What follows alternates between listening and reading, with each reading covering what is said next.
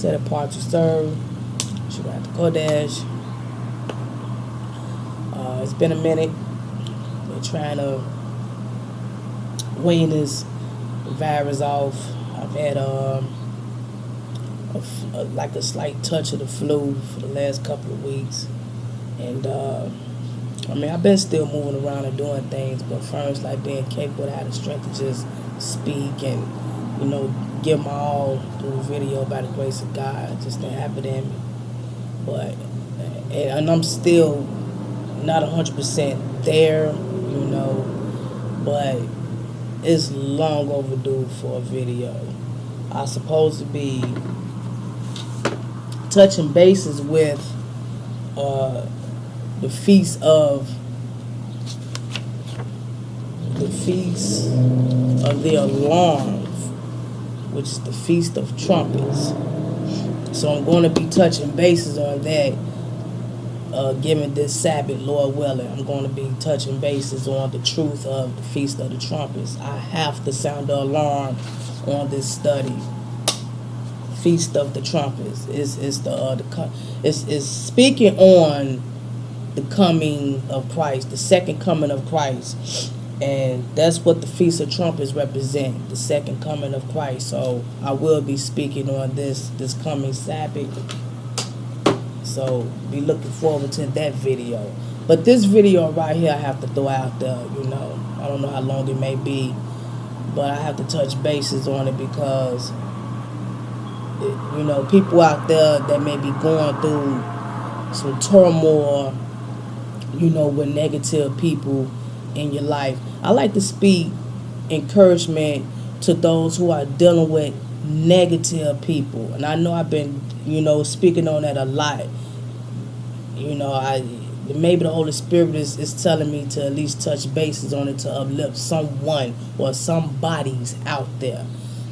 You know, of course, it's things that I'm ongoing with at my job, you know, because I already know that I'm a sheep being thrown amongst wolves, and it's really taking a lot of energy out of me, and I think it's because, for one, that I'm putting all of my energy into this workplace, and, you know, it's not even so much about the work itself. You know, it's kind of hot today. It's the humid weather out here in Indiana, but it's not even so much about, you know, the work. You know, we get our business, we get our sales, you know, and I guess it may have a little bit to do with it because it's only like maybe like two or three people that may be pushing hard at the workplace, compared to like maybe like 10, 11 people that work at this place. And I'm speaking honestly. Like, it's very, very, it could become very overwhelming when you realize that it's just you and maybe somebody else that's really pushing numbers at this restaurant. And it's hard. It can be a little overwhelming when you have everybody else that's just real wicked and playful and negative and always complaining, gossiping. It just takes a lot. It takes a lot out of you when you're constantly hearing this crap, you know. You find yourself being involved when you even try to approach these people and try to calm them down, or you try to uplift them with having different emotional effects on the way they may feel about the fellow co-worker or supervisor or whatever. And the next thing you know, you find yourself getting caught up with the shenanigans, talking and all that. So I have to cut it out, man. I have to cut it out. So for the last couple of weeks, I've been physically attacked with this bug and working at the same time. When you're physically wounded, we're not talking about mentally or spiritually. We're talking about right now physically. When you're physically drained, that's it. you know, you try because you still got it in you. You're not down, but when you're working and you're sick and you're drained, it's just like Michael Jordan. When Michael Jordan was playing the championship basketball that time, he had the flu. I don't know if it was about 93 or something like that. 93. I don't know what year that was. 93 or 94. He was real sick. He had the flu and he was playing basketball and he still killed it. Still killed it. And you just seen it all in him. But he still did his thing. Because that was in him. That was Jordan. He had that, God blessed him with that gift of just do his thing, right? That was the gift in it. So he still had it because he was motivated to go on and shoot, make them shots and win. Still won, man. Sick out of there. That's how I'm feeling at this workplace. I'm feeling like I'm Jordan. I'm just steady moving, getting the orders out, bow, being drained, and things. It gets worse with you. Like you feel more lethargic when you hearing all this.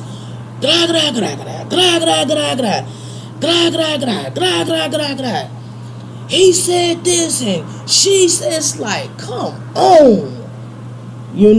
It's like wicked people today just don't care. They don't care if a person is sick. They don't care if a person is silent. Wicked people don't care about no one but themselves. When you see a bunch of wicked people together, they play like they care about each other because they feeding off on each other's shenanigans. They don't care about each other either. They care about their individual selves. It's annoying when you're trying to stand tough and stand strong and you don't have a backbone. So that's why I say, being at this place is only like maybe 2 people. 2 people that can hold this place down, man. And if one of us is not there, one of us got to bear the whole cross. Like we got, I or that person got to bear the cross. And what I mean by that, we got to work harder physically and put up with shenanigans emotionally at the workplace. So I'm tired and I have to call off. Never called off since I've been working now. But I'm tired. I'm sick. I made my appointment, my doctor's appointment. I have to go tomorrow, take care of myself and get things going. And I don't know if I may get some antibiotics or may get some ibuprofens. I don't know, but I'm getting something because I'm tired and it's been going on for 2 weeks. It was worse for the first week, but I'm tired of feeling this way, and especially if I know I need to work. I need to go to work. I don't want to go to work all the time sick. I'm tired of it, so I'm calling out, right? So I'm not going to be there, and my right hand man not going to be there. Team play not going to be there. So the big dog's not going to be there tomorrow. Both of us not going to be there tomorrow. Not going to be at the workplace. So it's going to crumble. It's going to crumble. Maybe things happen for a reason. I don't know. But I'm here to talk about when you just need to just keep quiet. Even with your presence not being there, you need to just keep quiet, keep silent, and maybe even disappear. Maybe even disappear. The workplace has become so toxic. It's gotten to the point where you have people who are not loyal to work, biting off more than they can chew at the workplace. They biting off the hand that could feed them. In other words, the big dogs that's humping and doing the numbers and keeping things going and no call-offs and coming in even when they sick, they tired, they wounded. You got other people who call off. You got other people who always whining and even make announcements on why they don't rather push hard and make up all these complaints about justifications on why they not choosing to work hard and be the best that they could be, and why they don't want to come to work every day, and why they got to go to break, why they don't want to go to break. All this complaining and nagging and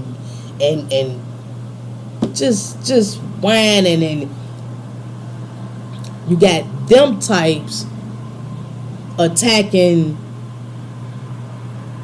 the big dogs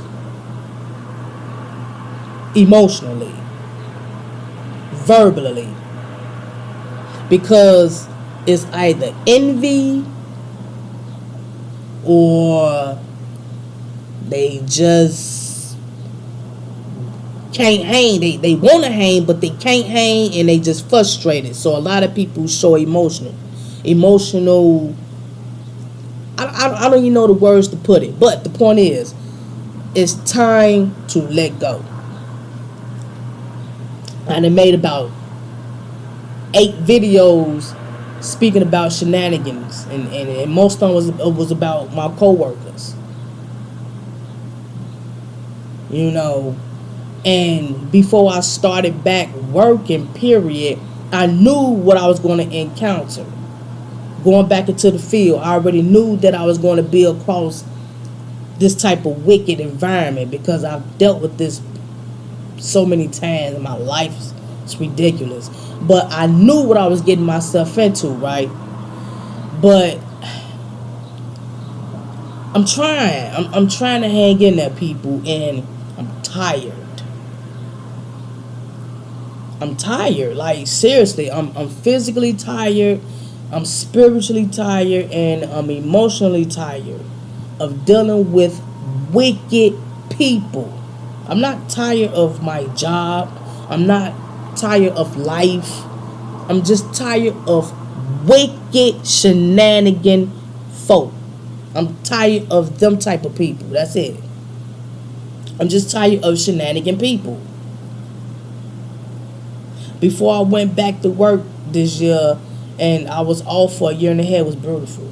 The first 4 months I was nervous because I hadn't been without a job. You know what I'm saying? And in so long, so I was nervous, like, I ain't got no job. But after a while, God put the understanding in me. He gave me that peace. He blessed me with the exceedingly peace for that extra year that He gave me. That whole year and a half, I had peace. I was, when I got word spiritually that I had to go back to work, I was disappointed because I already knew what I was finna face, what I was finna go through. And He gave me that rest for that long period of time for a reason, and I knew it. I said, yeah, I'm finna get busy. He finna have me busy. Yes, He is. God finna have me busy. Ain't no way I'm being allowed to take this break like this. Cool, calm, collect. I'm able to ride my bike. I'm able to go walking whenever. Come back, get nice rest, sleeps, and relax and eat. Listen to some music. No sweats, no tears, no stress, no peoples, no places, no nothing. And as soon as He say, I go back to work. And then I want to go back to work, but it's where I had to go back to. I was like,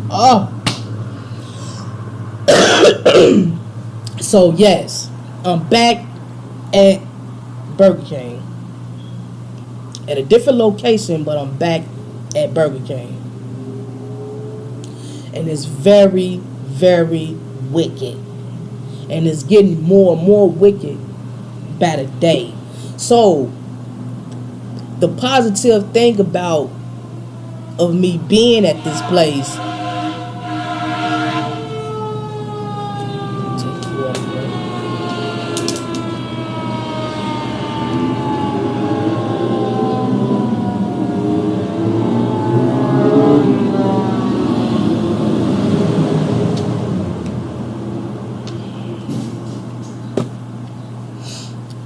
the positive thing, the outcome about being here is I know the circumstances of things. I know why they're happening, and for the fact, like I said, it is getting worse. The drama and drama, but day by day is getting worse and worse because God is finna show up and show out. I get it, and I'm trying to hold on. I'm trying to even with my prayers. I'm trying to be specific with endurance and forgiving me for being frustrated. But I know I need to be more patient, and I see it. But for the fact that I'm in the midst of it, in the midst of the storm, it's like when is the storm gonna end? When is it gonna let up? In other words, I've decided to just shut down from everybody. Like, I've distanced myself from everybody. I mean, from the top all the way down to the bottom, if you know what I mean. I used to be the laugh of the place. Like, I used to just come in and, yeah, let's go, y'all. Come on, let's go. You know, let's get these orders out and ooh, out the bell. Yeah, let's go. Ooh, come on. Ooh, out the bell. Yeah, let's go. In and out. Let's go. You know, like a mascot. But that became taken advantage of. And envy has a play with that. It's been taken advantage of, and the kindness of it was not appreciated. I'm trying to see how I can explain this to people, because I'm sure it's people out there that work places and feel that they can be themselves. And if you could be yourself at a workplace, that's an awesome job, right? I mean, you're not a bad person. You're not disrespecting no one. You're not being wicked. You're not shenanigans. You're not gossiping. You're not starting anything. You're not coming to work late. You're on time. You're happy. You're just one of those workers that I just be glad to see, and they glad to see, and stuff like that, right? So when you in an environment that's not used to that type of person or people, they don't know how to deal with that. They don't know how to put up with that. They don't know how to prolong with use of that type of person. And when a person like me or you or whatever that comes in and always full of joy and happiness, and when moments come when we can be able to run things even louder and get the numbers up and come on, it speaks volume from a place that's used to being so dead, dark, and miserable.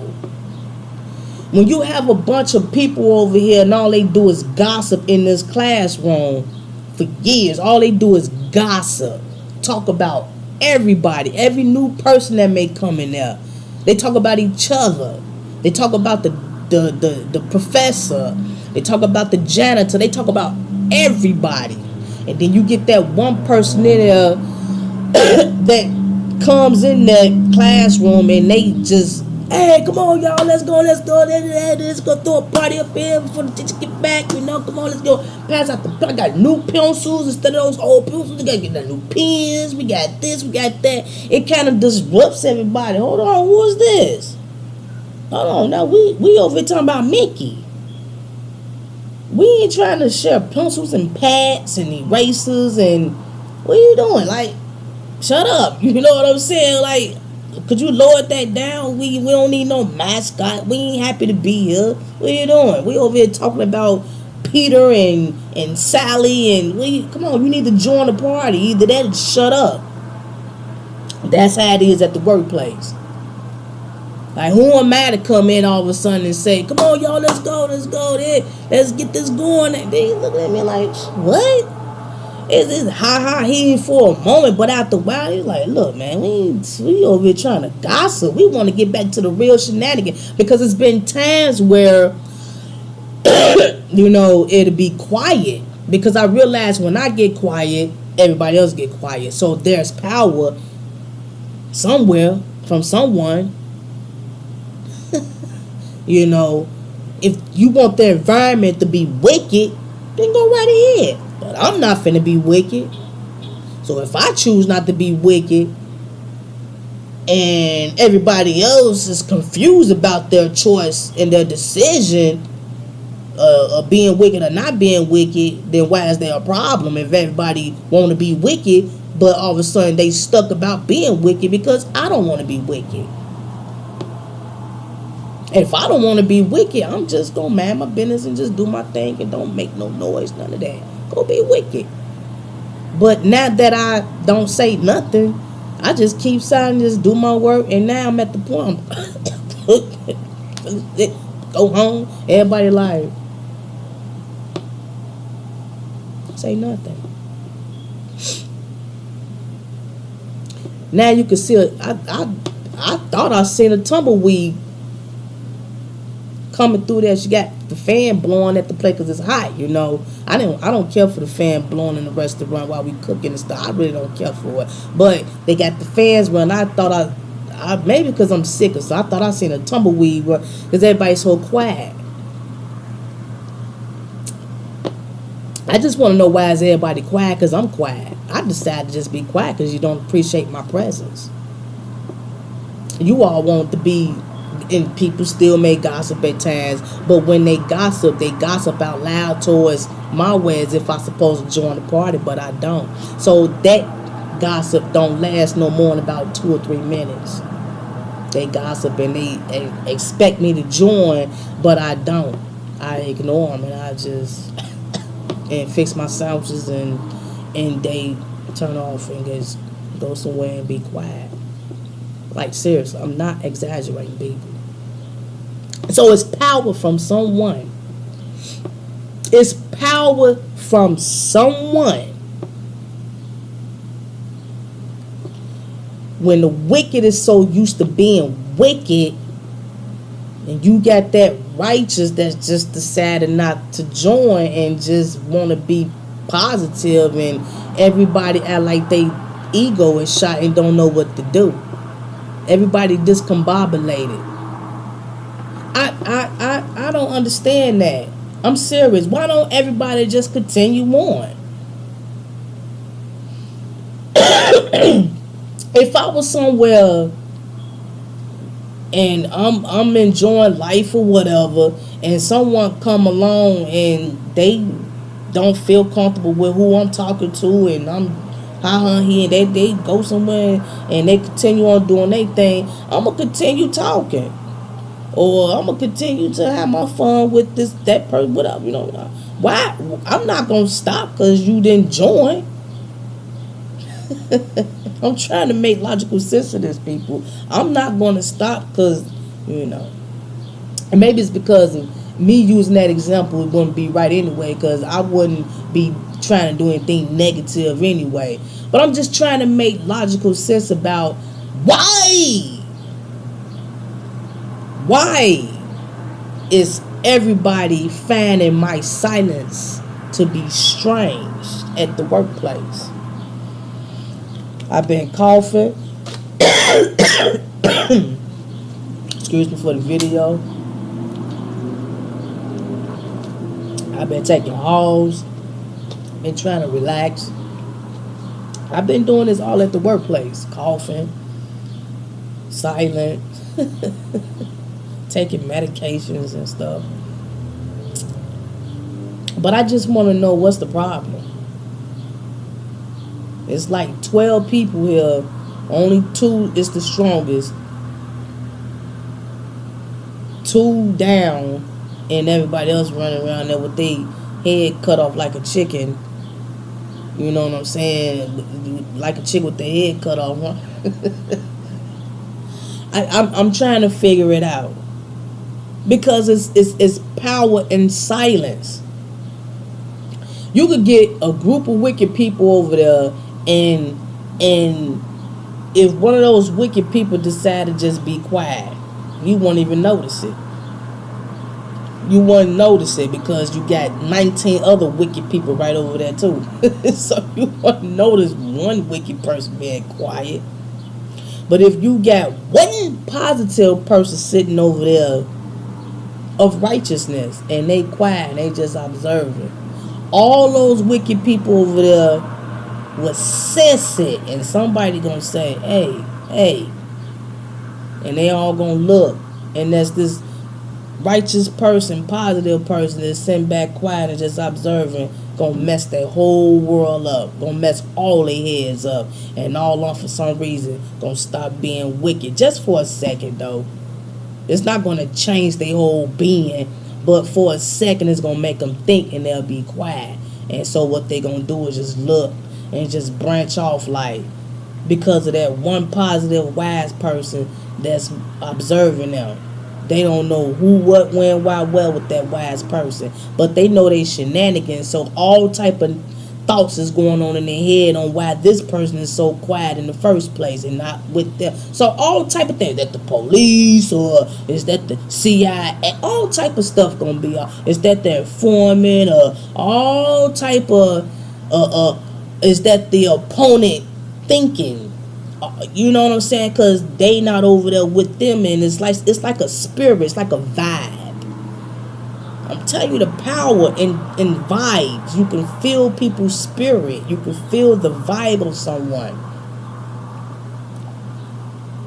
So when I decide to just distance myself because I have run out of all type of options, I've taught, I've counseled, I've done all that I can at this place, people. Hear me. I've done all that I can. I've made videos to try to throw hints. I've had these people to subscribe to the channel so they get the videos. They just don't watch it they probably don't even watch it long enough.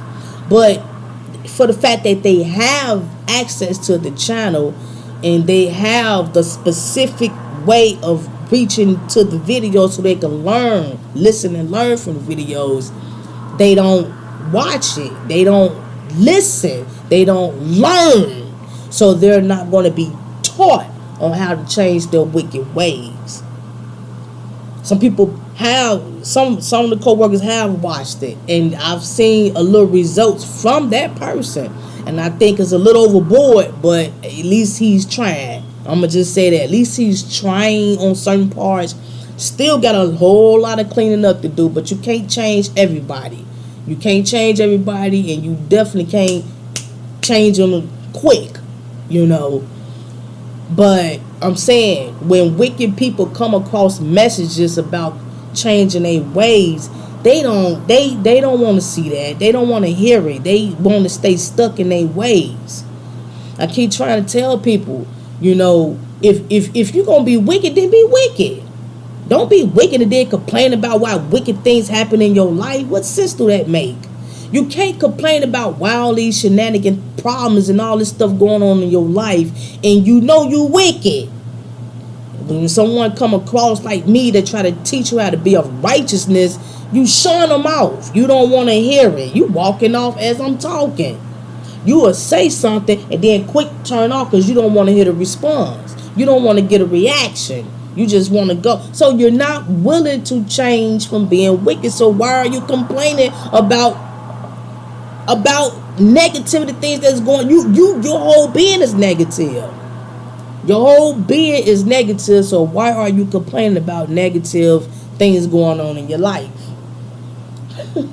People are so selfish. You are a negative person. You complain, you gossip, you wishy-washy, you sugarcoat, you all this negative. You're not upright at all, and you know it. But yet, when something go wrong or when something ain't right, you complain about, why is everything always wrong in my life? You expect to have positive feedback in your life? You expect God to bless you, and you know you're a shenanigan person? That's how selfish people are today. Read Galatians, read Ephesians, and speak on these type of people. These satanic, selfish people. These people are wicked. They so wicked they don't even think it's wrong. They know it's wrong, but they probably hoping that it could be turned into something right, I guess. I don't know. I'm trying to make logical sense of this, people. People are so wrong and so comfortable in their skin with being wrong that they hoping that it can turn into something right eventually. I don't know. So when you get someone who don't want to be part of wickedness and they like, distance themselves and get silent on them, they sit back and they always like, man, why is this person quiet? Why you not saying nothing? Did I do something wrong? You okay? I don't understand why when you decide to distance yourself and not say things and keep life simple, the wicked notice it and they question it. Like they don't know that they just gave you a reason to change towards them.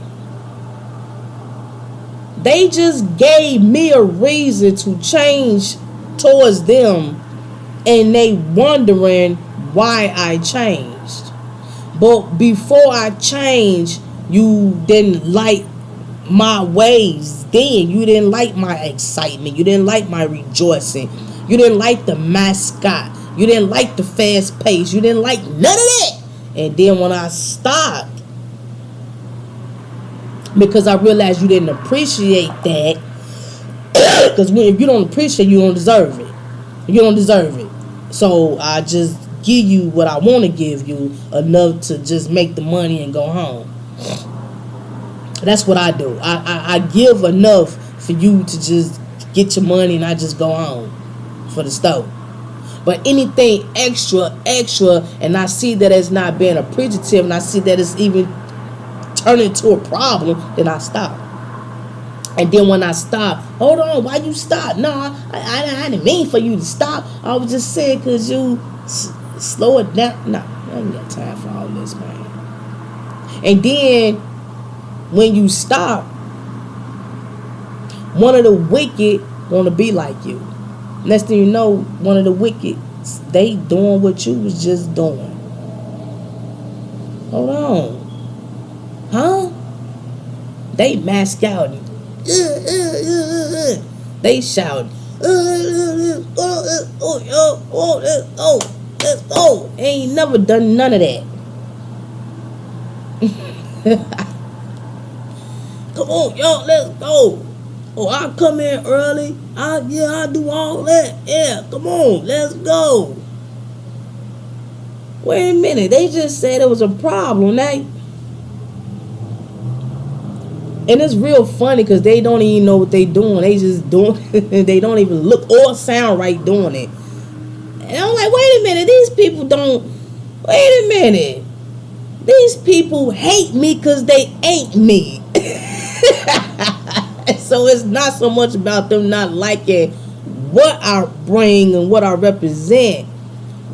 They don't like the fact that it's not them bringing the joy, bringing the light to the workplace. Yeah, that's what it is. So, with that being, I just fall back and let them have the spotlight. See what they want, I give it to them. You want to pretend and you want to have some freedom, some free freedom moment, and you're being sugarcoating at the same time, then go ahead. So that means that when I'm not there, then that means you should come early in the morning, 5 in the morning, get up 4 in the morning, 5 there and going on and pick up the slack for 8 or 9 hours straight. Sometimes not even with a break.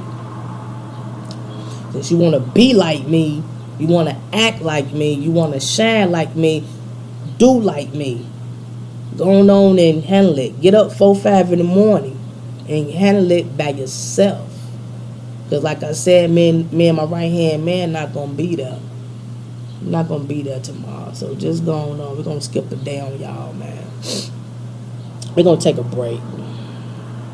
Let the wannabes going on out there and shine. And see, when you do that, people, you let them hurt themselves.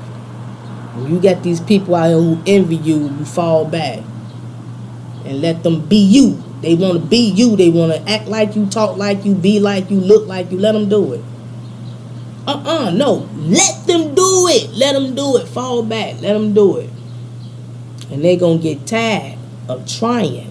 They going to get tired because it's not embedded in them to shoot that ball while they sick. It's not embedded in them to get up 4, 5 in the morning every day, 5 days a week. It's not embedded in them to stay humble when they gotta rush and get that food out. It's not embedded in them to humble themselves when somebody's saying something slick out their mouth because they feel that you not moving fast enough with the sandwiches or whatnot. It's not embedded in them to go 8, 9 hours without a break by choice. If you have to go, keep moving because 6 other workers did not come in. So you decide to stay on the clock throughout the whole shift. They're not going to be able to do it. Let them do it. Let them fall back. My whole moral of the story, you got haters out there, people that envy you, keep silent. Keep silent. Let these people run their mouth, loud talk. Let these people continue to gossip. Don't get involved even when they move it over. You over there washing dishes. They then from the office all the way through the kitchen by the garbage cans over there right by you while you washing dishes and minding your business. They right there. Yeah, and she said this and she's no, hold on. But then she say this and say that and yada yada this and that because I'm tired of such that, just to try to get you. That's how Satan do. Try to get you over there scrubbing and washing dishes, man. Your bitch been doing good for 4, 5 hours and here they come on the shift. They just started. You been there 4, 5 in the morning. 4, 5 in the morning. Here it is, 9, 10, 11 o'clock, something like that. They just got in on the shift. They just woke up. You been up since before the you been up before the rooster. You been up before the rooster. And here it is. Lunchtime, they coming in here gossiping. They not even asking about how much biscuits you done sold or nothing. They up here worrying about Shatasha and all that from the night before the shift that you don't even work. But yet they over there with you because they want your feedback. And so you give it to them, they go back and tell what you said, now your name all over the place. No! Let them talk while you study scrubbing and washing them dishes, making them sandwiches, marking them, doing what you gotta do. And when your 9, 10 hours is up, clock out and go home. You could leave straight, totally unblemished. But when you do that, it's gonna make them think, it's gonna mess them up. It's gonna mess them up. So it's hard. It's hard keeping silent, especially in the workplace, because you got a lot of people that'll try to sneak in and manipulate you to get back and talking and all that. But nah, you know where that's gonna lead. No, you keep it cordial, but keep it quick cordial. Somebody who you decide not to even talk to, just don't talk to them. If they say good morning, I'm at the point I don't even say that. I used to say good morning, but that gives a leeway to start a conversation. Good morning. Hey, good morning. Oh, yeah, so you want coffee? Nah, I don't got time for that. Good morning. It may seem to be mean, but right now with this type of environment, I have to leave it like that. See, it depends on the level of the wickedness at the workplace. It depends on the level of it. I told you I'm on my 10th video about this place, so I'm done, right? So, good morning would be with silence. No sharing coffee, stuff like that. The only way you could probably get something out of me unless you ask me where the ketchup at.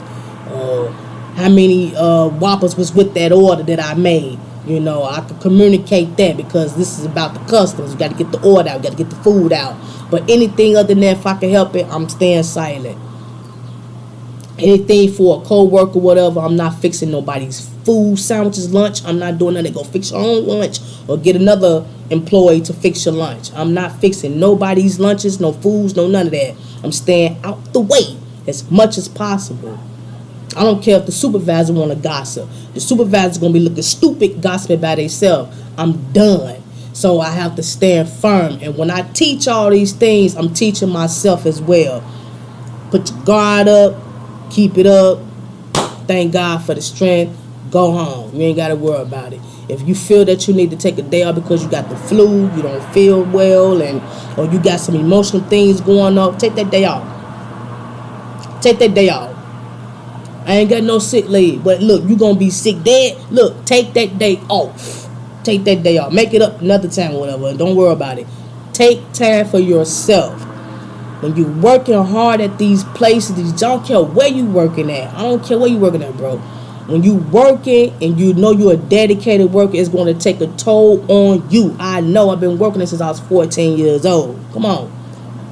And it could be emotionally, spiritually, and physically draining. I'm trying to tell y'all. And imagine you, I didn't say anything about financially. Because I'm not even worried about that. When you at that point where you're not even worrying about the money no more, that's when you know you need to take a break. That's when you know you need to rest. You're not even thinking about making it up, or you're not even thinking about losing it. You just know you need a break. Gosh, Lord knows you need to rejuvenate so you can get back in it, so you won't be too overwhelmed to the point where you may go postal. Straight up, especially in a negative workplace environment, a toxic workplace environment. It's your girl Keziah Harkadashi just giving y'all an uplift about how to maintain your spirit at the workplace. Get you some rest. Peace.